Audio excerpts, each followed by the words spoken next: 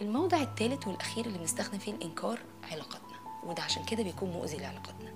ان انا اكون في موقف زعلت حد، ضايقت حد، احرجت حد، جرحت حد، والاقي نفسي ايه ده، لا والله خالص، ده انا كلمته كويس جدا، ده انا ما كانش قصدي خالص اجرحه، والله هو اتضايق من ايه. هنا برضو عقلي بيغطي عندي ان انا جرحت، ان انا ما كنتش ذكي اجتماعيا كفايه فاحرجت اللي قدامي، ان انا كنت قليل الذوق في الموقف الفلاني. تقيل عليا ان انا اواجه واعتذر، فالاسهل عليا ان انا انكر.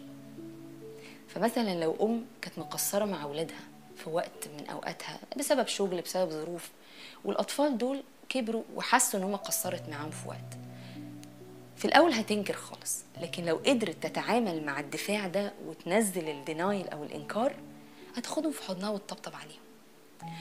واحد ومراته زعلوا بعض، وكل واحد بينكر انه زعل التاني او عمل غلطه، والخناقات تطول والزعل يزيد وبالشهور وبالسنين، والقطيعه تطول عشان كل واحد مش عايز يشوف غلطه. لو ابتدينا نتعامل مع الانكار هناخد بعض في حضن بعض وخلاص. اهم حاجه اني زعلتك. مدير اهان موظف قدام الناس، لو سمحت تقبل انك قصرت كمدير، وخده على جنب واجبر بخاطره وقول له انا كان لازم اكلمك بيني وبينك. عشان كده الانكار بيكون مؤذي جدا لعلاقاتنا لحد ما نوعى بيه. وزي ما قلنا، اول حاجه في حاله الوفاء او اي حاجه ما نواجهش اللي قدامنا انه بينكر. لو بنكر عيوبي وتقصيري اشوف حد موثوق فيه اخليه دايما حواليا واطلب منه المساعده في حاجه زي كده.